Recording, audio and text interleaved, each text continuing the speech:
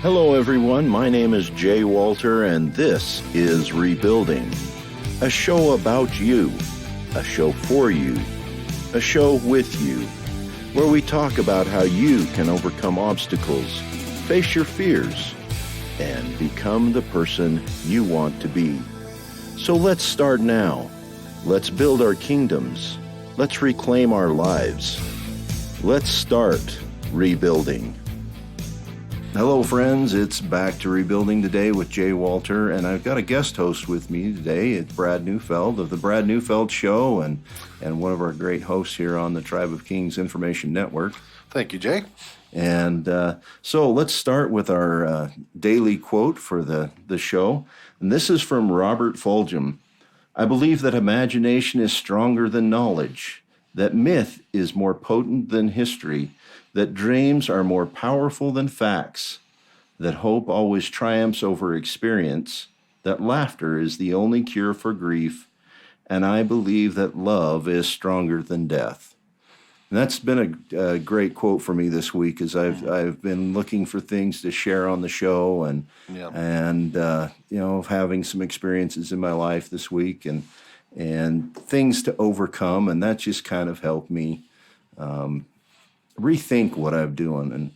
And really today I want to start with a story, things that that kind of woke me up as I was journaling one morning. Okay. And when my mom passed away, my wife and I bought the house that I grew up in, and we moved in, and because it had a ramp to the front door for when we get old and need a walker or a wheelchair to get in, and it had a stair elevator so we could get up and down the stairs when we get older. And I had this idea that I just needed to have, my recliner and a TV, and I could be just like my dad and come home from work and read the paper and watch TV, fall asleep in front of a ball game, or, because that's what I thought men did, because that's what I saw my dad do. Yeah, my grandpa did that. Yeah. So that was the big goal, is to have my recliner and a TV room, and I could just sit and relax. I remember my grandpa's being orange with wood armrests, orange cloth. Yeah. Anyway. Yeah. And so I had that about 3 years ago. We moved in, or it's almost 4 years ago now. Moved in. I had my recliner. I was ready to sit in my recliner. My dad passed away in 2003 at the age of 83. And I'm thinking, that seems kind of young to me. He had health problems and really was not living a good life for the last 5-6 years of his life because of the health problems. And I thought, how much of that is because he sat in a chair? Right.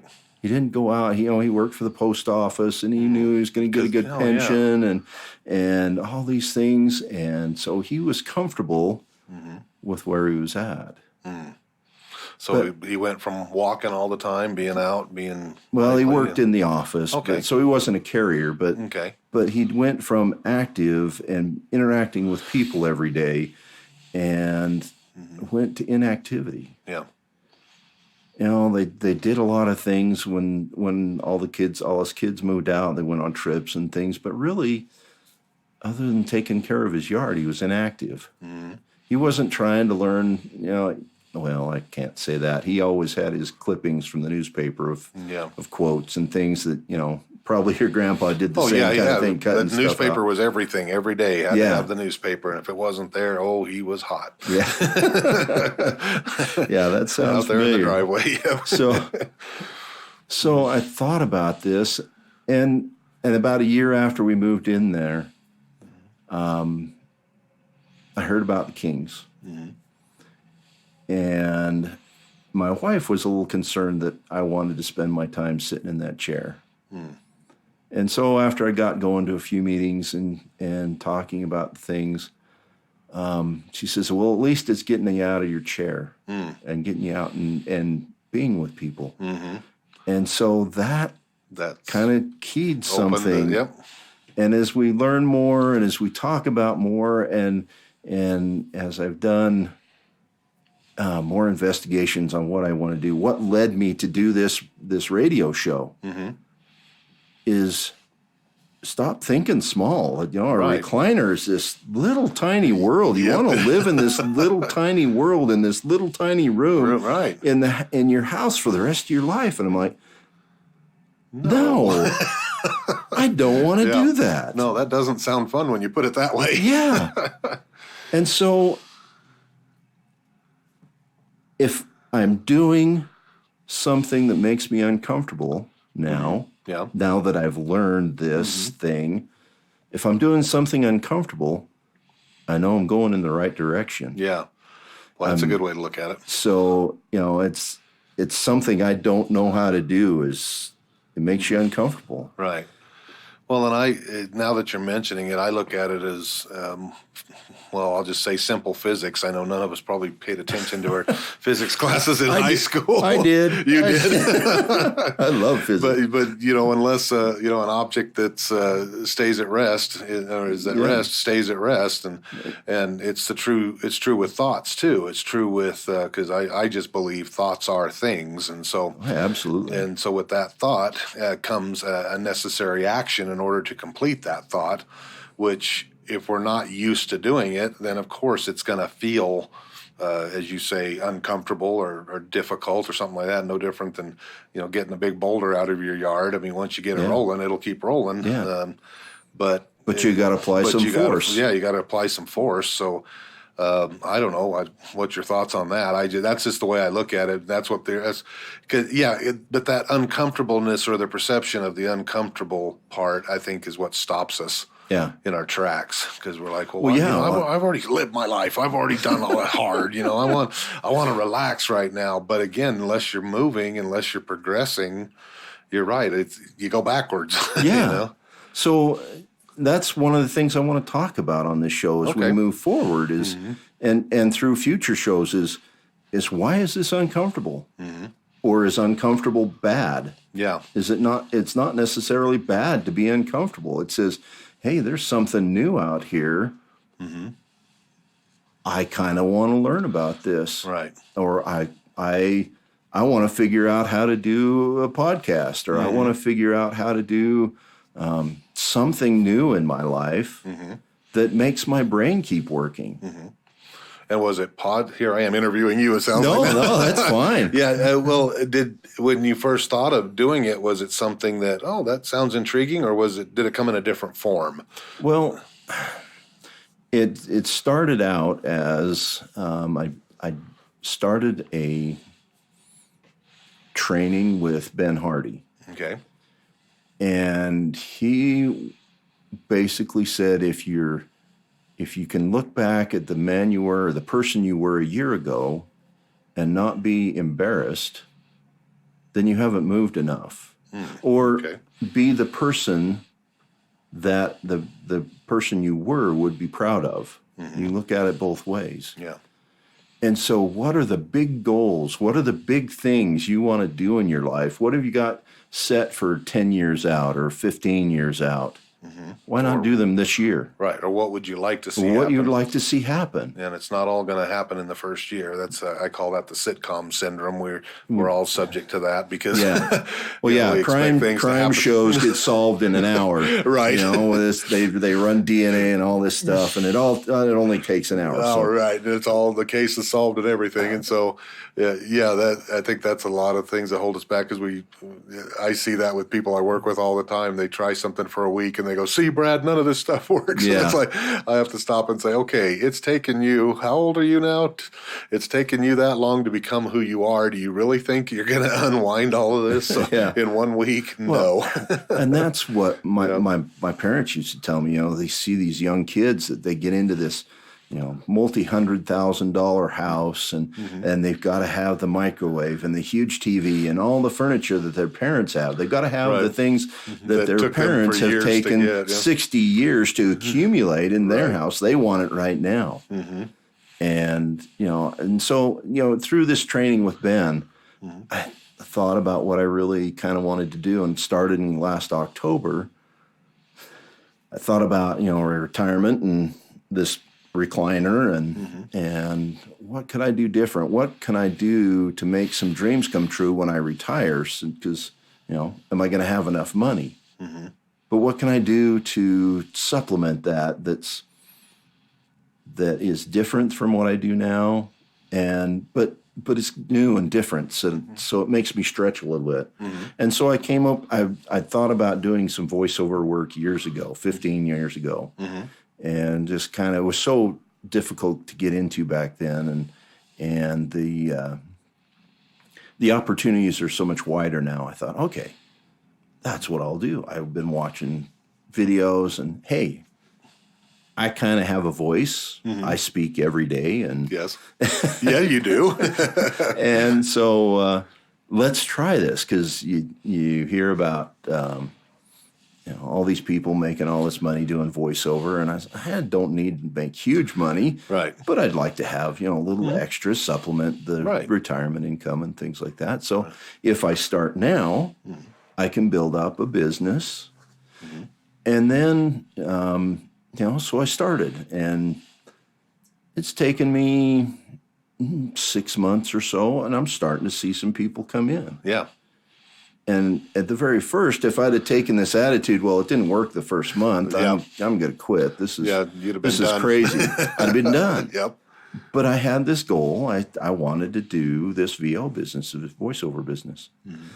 And then as I started that, then people started showing up mm-hmm. to teach me. Mm-hmm. I had to pay some coaches, mm-hmm. but I had some friends that had experience. One of them sitting across the studio here from me. Oh, thank you. Well, I had to look behind me. No, it's me. I'm in the corner. But, and other men that I've come to know over the last 2 years have reached out and said, hey, yeah, I know I can help you with this, or let me help you, guide you on the business side of things. Because I'm an engineer by training. Mm-hmm. Business is one of those things you let the bean counters do, and advertising and marketing and all those things. So I'm having to learn some new things, and it's uncomfortable. Yeah. And so, but it's becoming less uncomfortable in some parts, and okay, I know how to do that kind of now. And so I stretch out a little bit more and try and do some other things. Mm-hmm.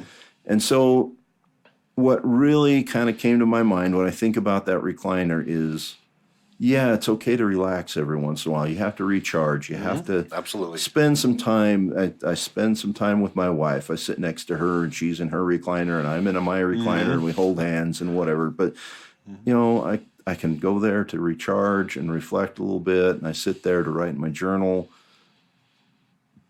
But I don't want to end up there for the rest of my life. I want to be out and doing this. I'm sitting behind a microphone, but I'm not inactive. Right. So. Well, your mind's still going. Your mind's still active. Yeah. And I think, the old actor George Burns, that was one thing that impressed me about him, too. He always had 5 years of events planned ahead. Yeah.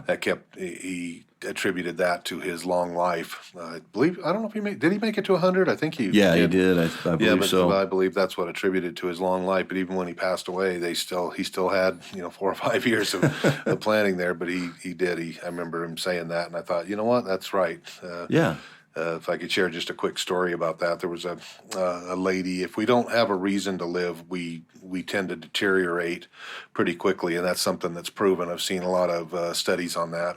Like in elderly couples that have been married for more than 40 years, it's typical when one spouse dies, even though the other spouse is perfectly 100% healthy, 60% of them die within the first 2 years. Yeah.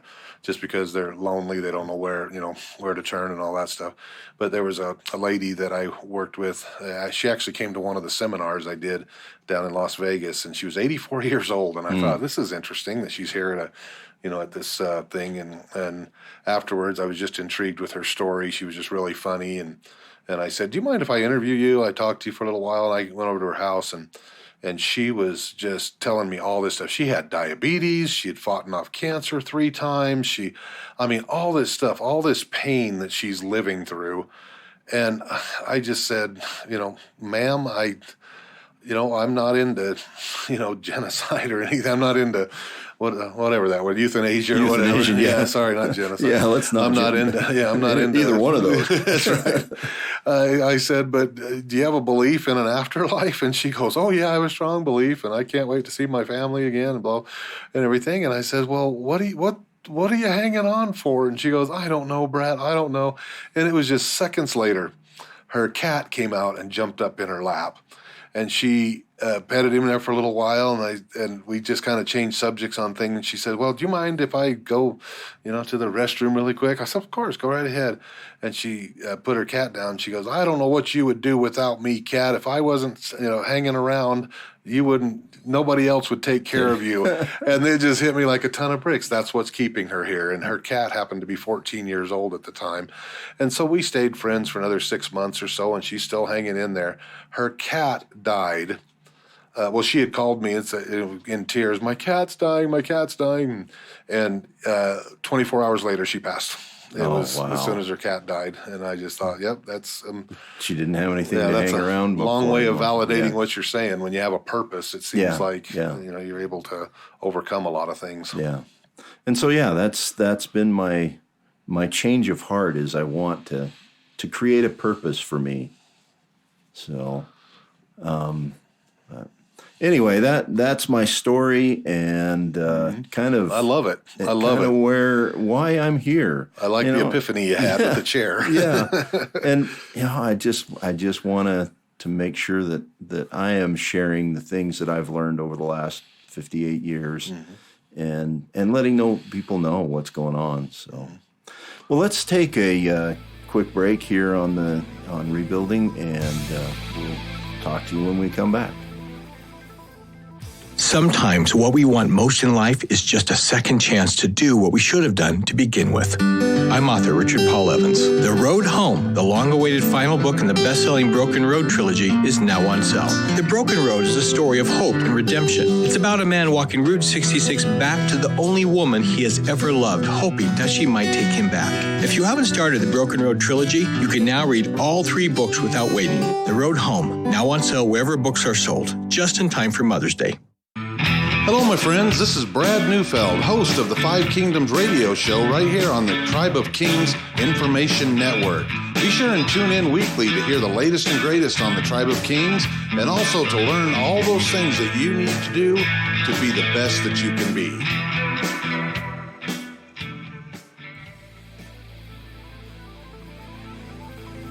Okay, welcome back to Rebuilding. We appreciate everybody who's listening to us today, and hope you're enjoying what we have to say, and you'll tune back in as we continue on. But I want to continue to talk about this uncomfortable feeling we get. You remember back when you were a kid and you were first wanting to learn how to ride a bike, and in my day we didn't have a lot of training wheels, and so Dad would run alongside, or my older brother. Yeah, Dad holding us by the neck. The neck. Or I think I used the seat when I taught my kids, but having to learn balance, and when you started to learn how to play baseball or football, it was hard. You didn't know the rules. You didn't know what was expected or how things worked, how your body was going to work. And it was hard. Yeah. And you didn't expect to be playing on an NFL team the next week.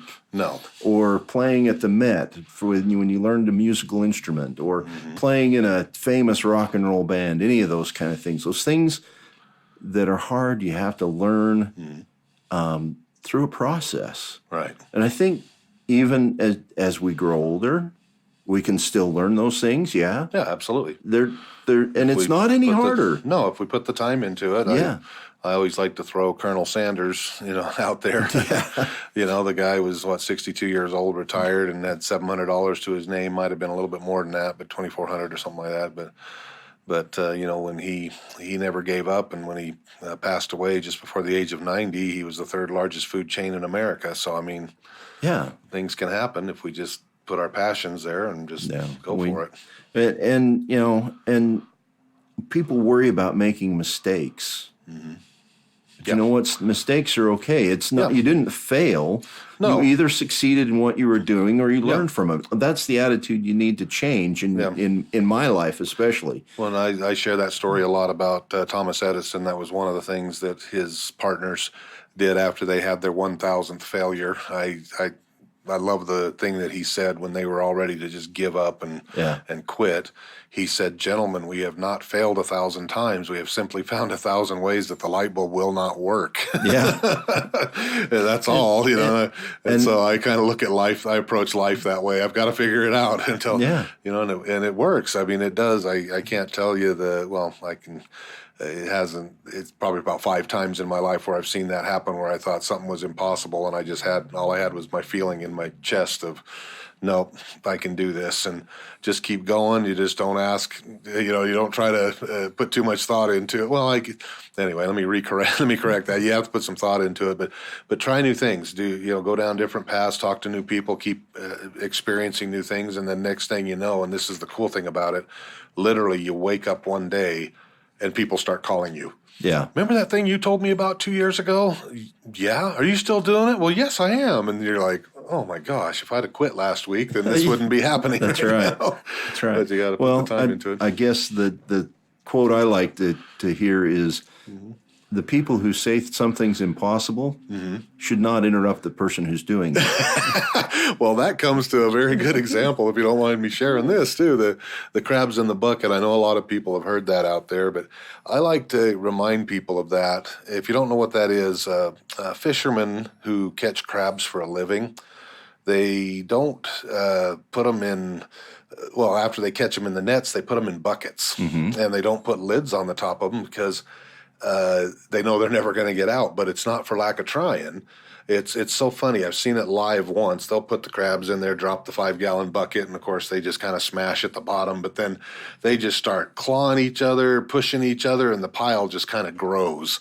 And then all of a sudden, one of the crabs will go and grab up to the top of the lip of the bucket and go to pull himself out and over, and the other crabs reach up, grab him, and pull him back down in. Yeah. And I just thought that was something somebody made up, but I'm like, oh my gosh! And I sat there for 15 minutes going, they're never going to get out. They just keep pulling each other down. Well, it relates to human behavior too. But there's a reason for it, but I like to tell people and mention it so that you can expect it. A lot of people think, well, I've got to go find positive people to be around. Well, in this world of competition, it's going to be hard to find the perfect scenario that you're dreaming of. It really is. Yes, it is. And it's a matter of using those people who are trying to pull you down as motivation. And I can share several stories with star athletes that have been able to do that. But expect it. Anytime there's a relationship that you have with somebody and you're kind of doing the same things, you have the same belief systems, you kind of like similar things, everything flows. But the moment that you say to yourself, you know what, I want to improve my life. I want to do better, whether it's spiritually, whether it's physically, whether it's something else.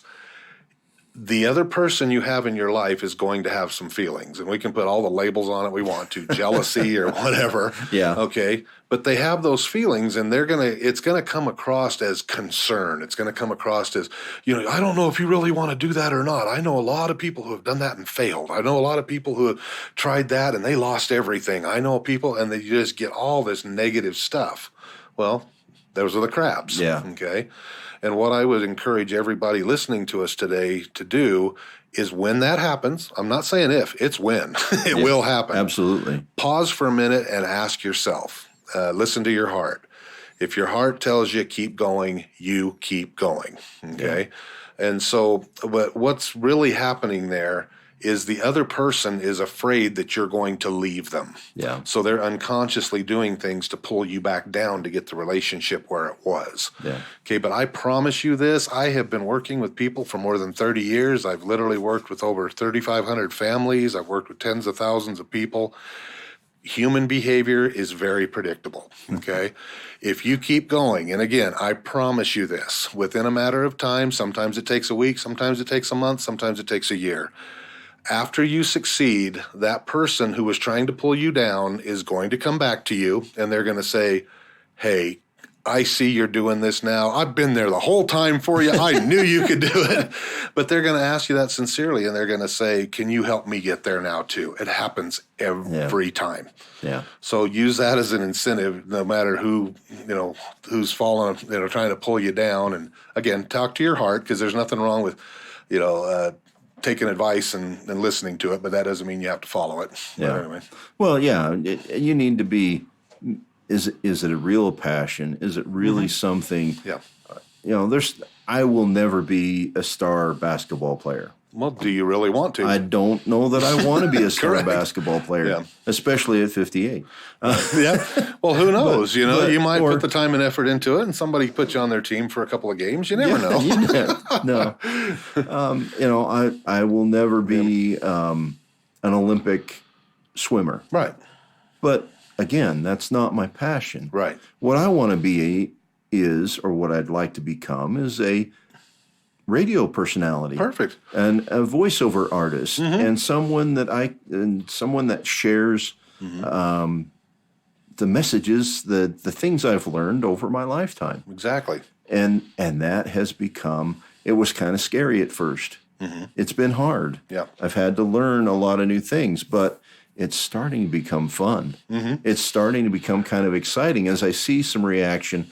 We get questions now and then on what we talk about, and to be able to react to people and answer questions and help other people. I think all my life that's kind of what I've been looking for and not known it. Yeah. That people tell me I have a good listening ear, and that I there's things in my personality that lend me to doing this kind of work. And so, hey, people see a talent in me. Why not go out and see what I can do with it? Absolutely. And if I fail, if I make some mistakes, learn from the mistakes and move forward.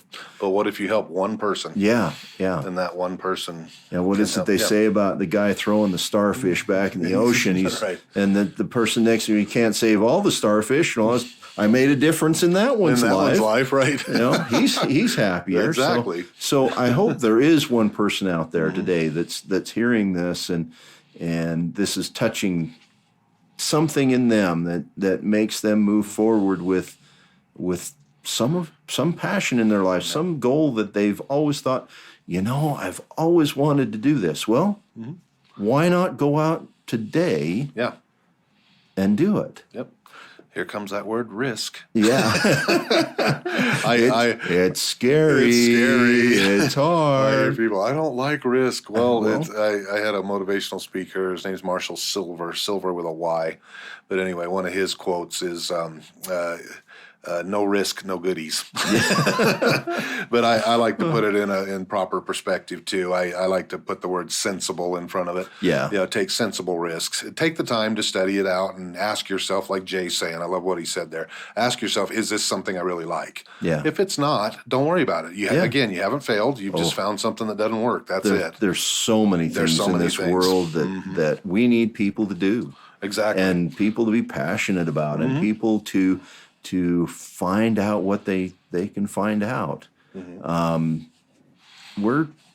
The world is full of things that we can learn. And more is needed. Yeah. And don't think that your ideas are stupid. Don't. Yeah. Trust me, there are people out there that need your thoughts. I don't know how else to put it. Yeah. Well, and Edison making the light bulb, people were thinking, why? We've got these gas flames and we don't need all this other kerosene lamps, and we've got all this stuff. What do we need a light bulb for? Yeah.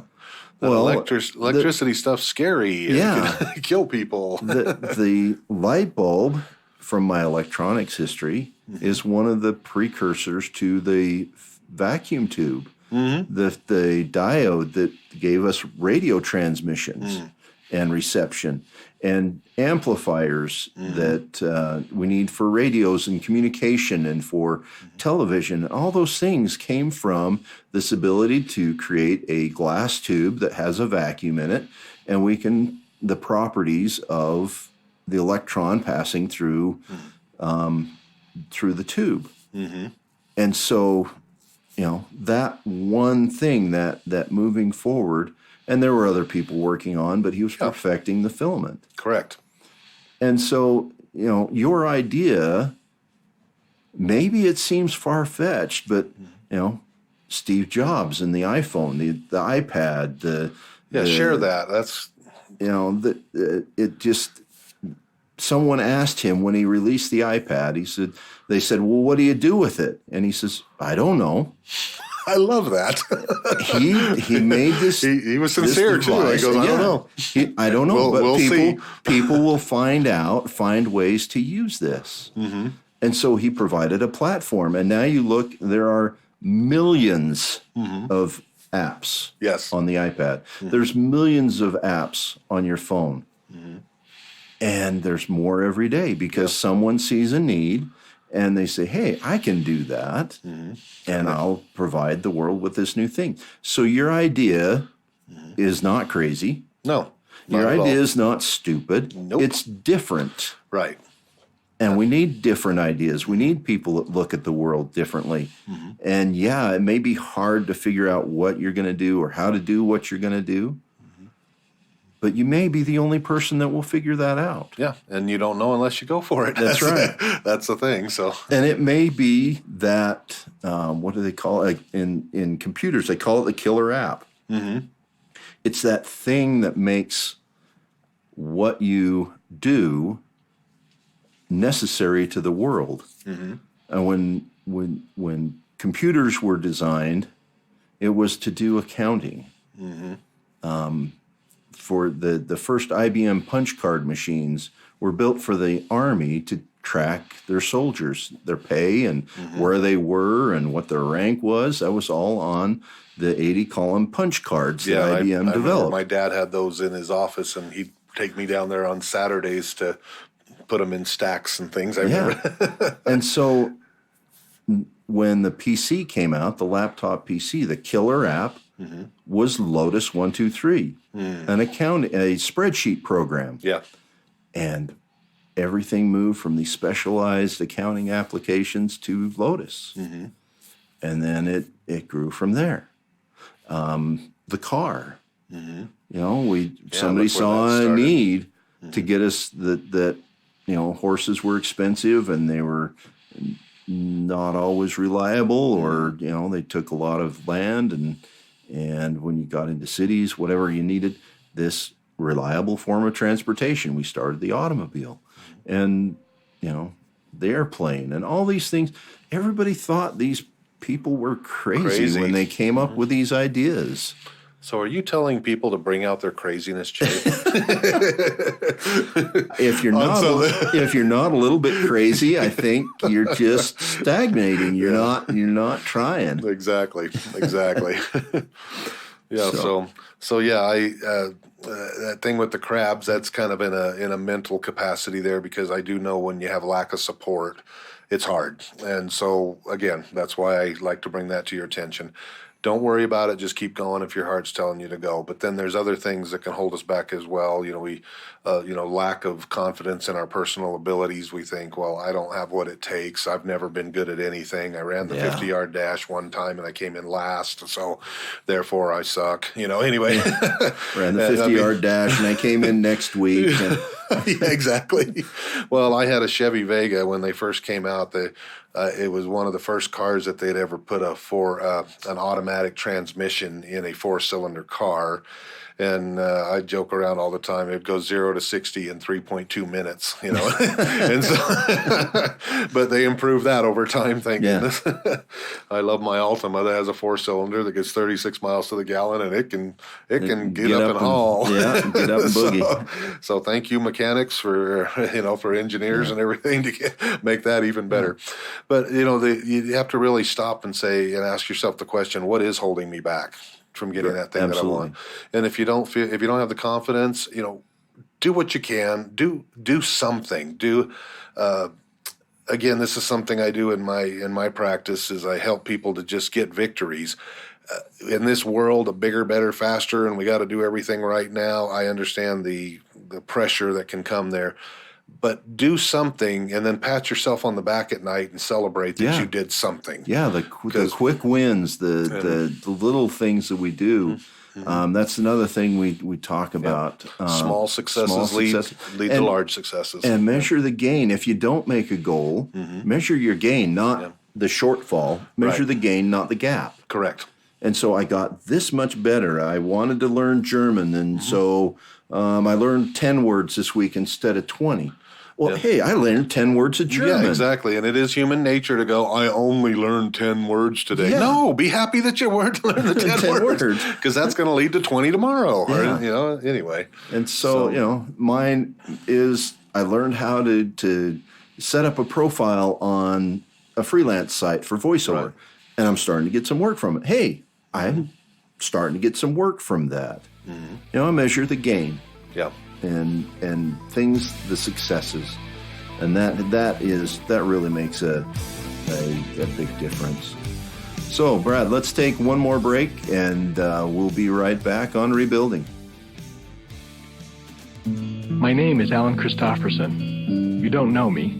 Just another book in the library, my father would say, unopened and unread. You have no idea how far I've come or what I've lost. More important, you have no idea what I've found. I'm no one important or famous. No matter. It's better to be loved by one person who knows your soul than millions who don't even know your phone number. I have loved and been loved as deeply as a man can hope for, which makes me a lucky man. It also means that I have suffered. Life has taught me that in order to fly, you must first accept the possibility of falling. I don't know if anyone will ever read what I'm writing, but if you're holding this book, then you've found my story. That makes you my fellow sojourner. If you find something in my journey that will help you with yours, keep it. Some might call this a love story. Those without love will call it a travelogue. To me, it's one man's journey to find hope. There are things that happened to me that you might not believe. There were lessons learned that you might not be ready for. No matter. Accept or dismiss what you will. But let me warn you in advance, which is more than I got, that what you read won't be easy, but it's a story worth telling. It's the story of my walk.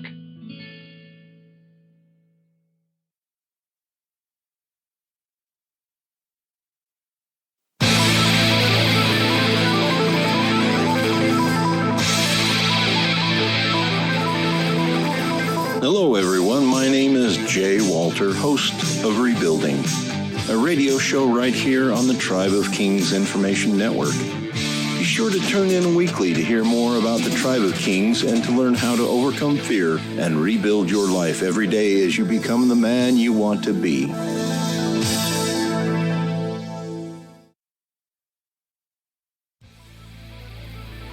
Welcome back to Rebuilding for our final segment of today's show.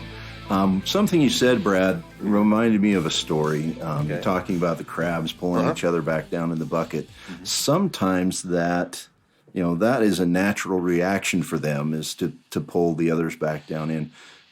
But I think we can be trained and have been trained throughout our lives for people not to succeed around us. You talked about people kind of holding you back. Yeah. There was a study once I read that a group of monkeys were put in a cage, and a reward of some bananas was put on the top of the cage and on top of a ladder. And the handlers, the scientists who were trying to do this experiment, when the monkeys would go to get that reward, they would punish the monkey and then put it back in the cage. And pretty soon, all the monkeys had tried to go up and get these bananas, and all had been punished. And so now they no longer tried to go up and get the bananas. And so they started to trade in one or two new monkeys into this cage.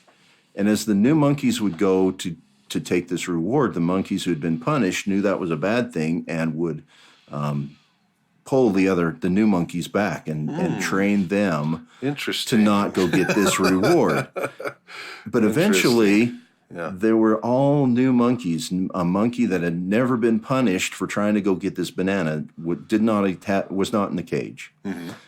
But still they exhibited this behavior that a monkey would try, a new monkey would go in and try to go up and get those bananas. And then all the new monkeys would pull him back. And so we kind of do that same thing. We're trained to I was not, saying, out of safety, we're trying to protect other people. Protect them from that punishment because they might fail. Yeah. We haven't. Interesting. We have to get out of that mindset of failure is a bad thing. Well, and I know you have to, anyway, we learn from failure. I know everyone's heard that. However, really pause and take a look at that. When do you really learn? I came up with this saying a while ago, unless we're in a state of confusion, we're not learning. And I said that just because I understand how the brain works. I mean, I'm sure our male listeners will understand this. I don't know necessarily about the females, but maybe I shouldn't, prejudge. Who knows? But like with a video game, how many times have you started with a video game and you did everything you could to conquer that guy on the screen or get to the next level or Mario making the right jump or whatever it is, and you just got so frustrated that you just threw the paddle at the TV. See, I caught all of you. Yeah, I've done that too. Anyway, you know who you are. Well, but you notice you come back 3-4 days, a week later, and you sit down and you do the game, and all of a sudden you do the move, and then you go, what did I do? What did I do? How did I do that move? Well, the way the brain works is the brain actually has to get the information in, and it has to have time to process it. Yeah. And again, this is true with every human being. The brain works 24/7, whether you're consciously thinking about it or not. Even though that you're off doing other things, going to work, talking to people all day, guess what? Your subconscious is still working on, okay, how can I get over that hump in that video game? And then when you come back, it's put everything together, and that's why you're able to do it. And so that's why it's very important that you see it's going to take some time. That's why I say, unless you're in a state of confusion, you're not learning. When your brain's all spinning, going, man, I can't figure out this math problem. Again, take a break. Go do something else. Let your brain work on it. Come back later on. You'll go, oh, that's where the aha moments come in, the synapses, they call them. So just have a little faith in yourself. Well, yeah, there are so many times as an engineer that I've come up and beat my head against a problem that, hour after hour after hour during the day, trying to figure out some thing that I've got to fix or find a problem. And I go home, I'm discouraged. I should be flipping hamburgers at McDonald's. Who do I think I am being an engineer? I'm stupid. I don't know what's going on.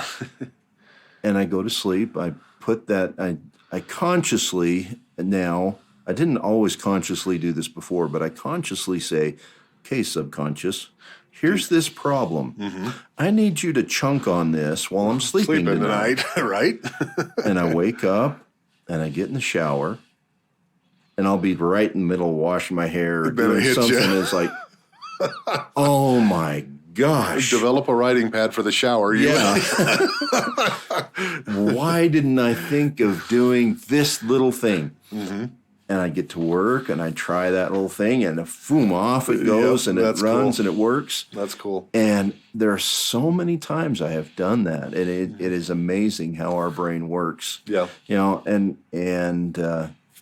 one thing, one bit of encouragement I give to everybody is they try and face these new things.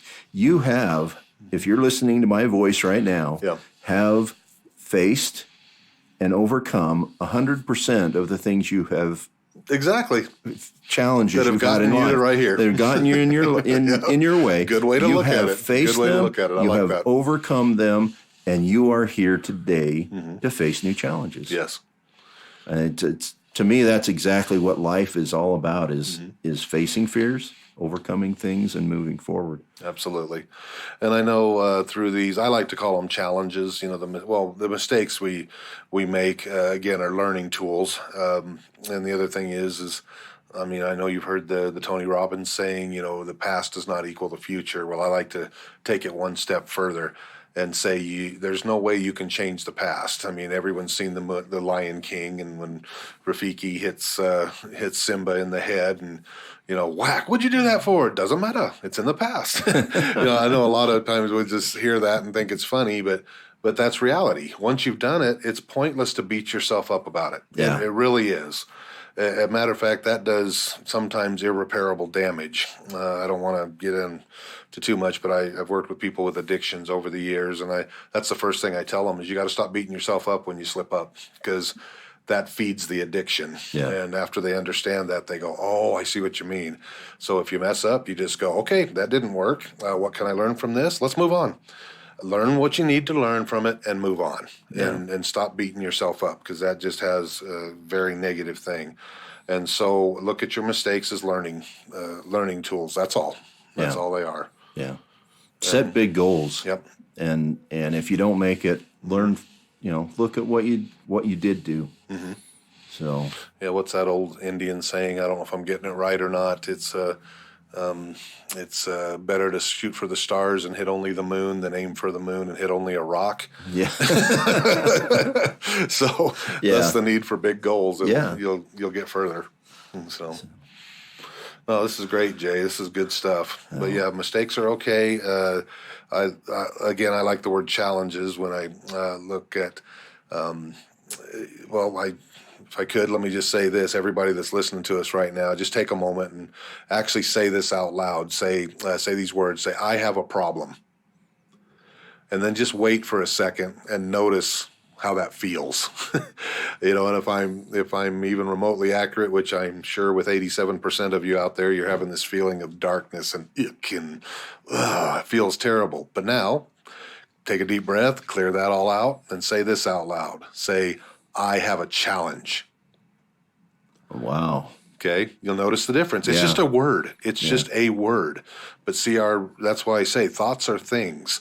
The word and our perception of the word determines the direction that your thoughts go in. Yeah. And see, we've always seen a challenge as, oh, you're going to challenge me. Well, I'll show you. That's right. Whereas if we say problem, it feels like something that's never going to go away. It's something that we are born with or something. Yeah. And see, nothing could be further from the truth. It's almost like an insurmountable thing. If you say it's a problem, how do I overcome this problem? Problems are like other people have problems and they get stalled by them. And how do I overcome that? I can't overcome a problem. No. But a challenge, well, yeah. Challenge me. I'm up for that. Exactly. Come at me.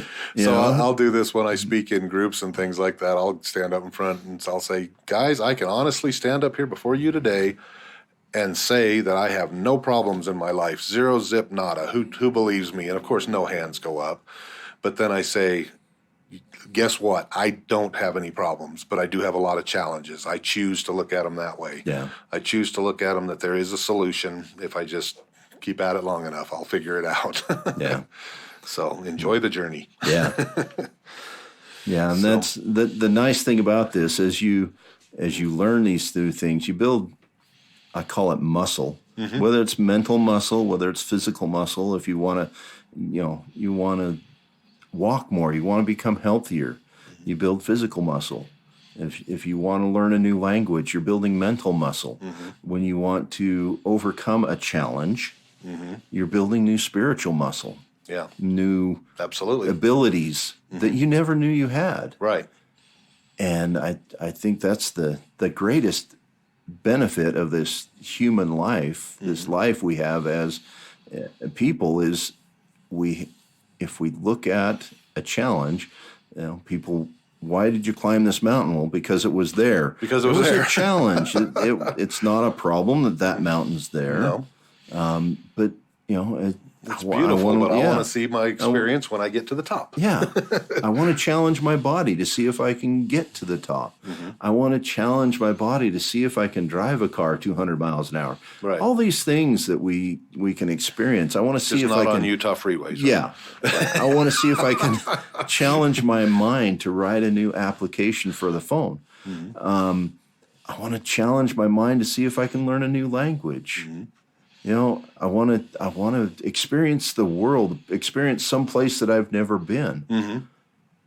That's really, as we get to the point where our body kind of starts to move slower and things, that's what we'll have to remember is those experiences. Right. The things we've learned. Well, if you don't learn it, what we have to reflect exactly, back on. Nothing. And if you keep doing it long enough, maybe your body won't get old and you'll just move on to the next. Right. Without that, that getting old isn't for sissies kind of feelings. But, Right. So it's how we face this human experience that we have, I think. Well, and one more point on the Rafiki thing about, doesn't matter, it's already happened kind of a thing is we're not able to change the past. But again, a lot of people that I work with, and I don't know what percentage of Americans, but there's quite a few, they live in the past all the time. They're constantly bringing up, well, this happened to me and this happened to me, and so therefore I can't do this. And it's like, well, again, just because you tried it one time and it didn't work doesn't mean it won't work the second time. It doesn't mean, are you willing to try something different? I like the phrase, are you willing, do you have the courage to begin again? Yeah. Because if you stay there and dwell in that, all you're ever going to have is what you have now. Right. And in some cases, you'll go backwards even from this. Well, and the goal can be the same. If you fail, you take what you learn. Maybe you take a different tack. Yeah, that's what you do. That's what you do. You go at That's it not from a working, different direction. What is that? And what's that old Can't saying? scale this cliff. No. I'll go around the back where it's Correct. It's an easier walk up to the top Exactly. of that mountain, maybe. But then there's some people that want to take the shovel and try to dig their way through. Yeah. But again, I don't recommend that. But, some people have their ways of doing things. That saying, insanity is doing the same thing over and over again, expecting a different result. Well, stop for a minute and think about that. Exactly. If you're doing exactly what you've done for the last 5 years, if you do the same things for the next 5 years, nothing's going to change. I can promise you that. But these changes that we are talking about making, they don't have to be big. Subtle things changes your trajectory. Yeah. Getting up 5 minutes earlier every day changes your I could share story. Anyway, we just don't have enough time. I could share story upon story upon story how I've asked people to just do one simple thing. This one guy said, well, I'm going to do a jumping jack. One jumping jack. I asked him, what can you commit to me to do that you're not doing now, but you can commit to do it every day, no matter what, whether you're sick or not? And he said, I can do one jumping jack. And I said, okay, good, do it. Totally different person in a year. Yeah. Well, like they say, if you always do what you've always done, you'll always get what you've always got. Yep. So, exactly. And so, again, take this time here to ponder that. I mean, if you're not where you want to be right now, again, don't beat yourself up. That's pointless. Stop, set your goals. What would you like to see happen? And understand it's going to take some time. But here's another thing I can promise you is it's not going to take as long as you think. yeah, Okay? absolutely. Do it, because I don't have a magic wand. I don't have a crystal ball. I can't tell you how long it's going to take. But what I just told you is truth. Every time I've told a client that, it's not going to take as long as you think. It's amazing, because I'll tell them after they get successful at whatever it is they're looking at. I ask them all the time, how long did you think it was going to take? And they'll tell me 2 years, 5 years. Oh, it happened in 4 months. Wow. Yeah. But if you'd have never taken this different action, you'd have been in the same spot. Yeah. So Okay, so here's your call to action. This is your call to action for today. Take that first step. That's my challenge to you. Take that first step. drum roll, please. It's going to be hard. Yes. You are not going to do well at first. Okay. You're going to make mistakes. This is truth speaking. You're not going to do well. You're going to make mistakes. Learn from your mistakes. And it's okay to make mistakes. That's right. Make them challenges, not problems. Don't give up. Never. Don't give up. Remember that you really wanted to do this. Put that in your mind. Remember you really wanted to do this. Work on it every day. Work hard. Learn. Build whatever muscle it takes. And I promise you, like Brad has said, you will get better. Absolutely. It will happen. And it'll happen faster than you think. And notice the little things. Yeah. I can't stress that enough. Measure your wins. Measure those little wins, those steps that didn't hurt, the things where you succeeded, and you will change your life. You will look back and you will know that the person you were last month, 6 months ago, a year ago, they would not recognize you on the street today when you look back where you've made the changes. Absolutely. So, okay, that's our show for today. I'm going to call it a show. And thank you, Jay, for having me on. This was fun. I appreciate you being willing to talk with me today. You've got No a lot problem. of great insight. Thank you. So that's our rebuilding for today. And I just want you to remember that a dream written down with a date is a goal. And a goal achieved is a dream come true. And I want all of you to have your dreams come true. So this is Jay Walter with Rebuilding, and as always, I am rebuilding.